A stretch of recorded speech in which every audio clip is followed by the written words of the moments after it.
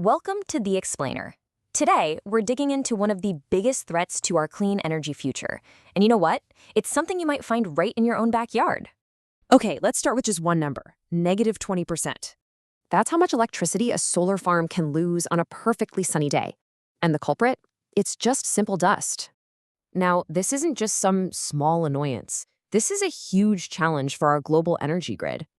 Think about it. Studies from really dust-prone places like Cyprus show these events cause massive headaches for the folks running the grid.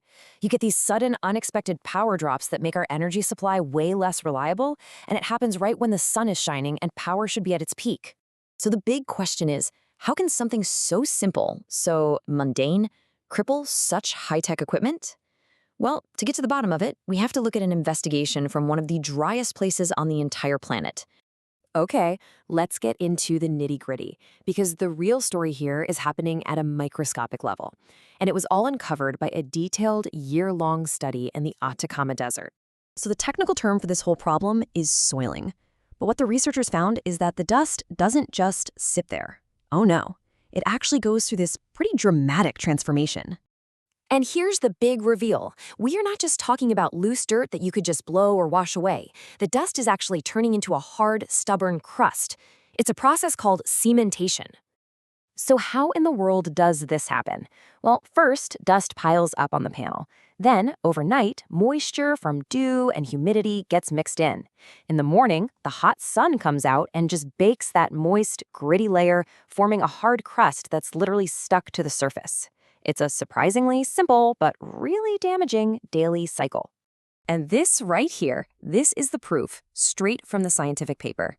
The study describes these dense cemented layers and confirms they're created by these repeated wetting and drying cycles. And this table here breaks down the main chemical culprit. When they looked at the dust under a microscope, they found tiny gypsum crystals, which is just a mix of calcium and sulfur. And that's the main cementing agent. The real kicker is that gypsum is hygroscopic, which is just a fancy way of saying it loves to attract moisture from the air, fueling that whole destructive cycle.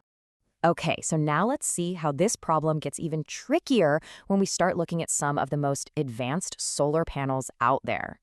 These are the next generation panels, right? They promise more power because they can capture reflected light from the ground on their backside. But they also introduce a totally new twist to this whole soiling mystery because the dust acts completely differently on each side. So what the study found was pretty fascinating.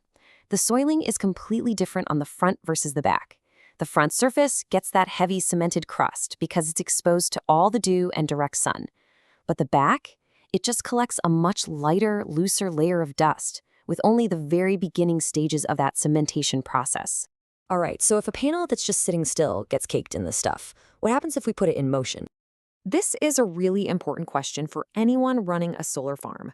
Does that daily movement actually help shake off the dust and fix the problem? Well, the data shows that tracking systems absolutely help. They measured an annual performance loss of 5.8% for the fixed panels. But check this out, that number drops to just 3.7% for the panels that track the sun. That's a really significant improvement. But, and this is a really big but, while that movement definitely helps, it just can't beat the basic chemistry of cementation. That sticky, baked-on layer is just too darn stubborn. So, after peeling back all these layers of this, well, gritty problem, what's the final verdict? What are the big things we should really take away from all this? Let's break it down. First, the big one. Soiling isn't just about dust. It's a chemical process that basically glues dirt to the panel. Second, those advanced two-sided panels get dirty in completely different ways on each side, which is a whole new challenge. Third, trackers help, but they're not a magic fix. And finally, a little morning fog isn't going to solve the problem. It's a temporary rinse at best. What this all boils down to is that the future of solar power depends just as much on smart maintenance and cleaning science as it does on just building better panels.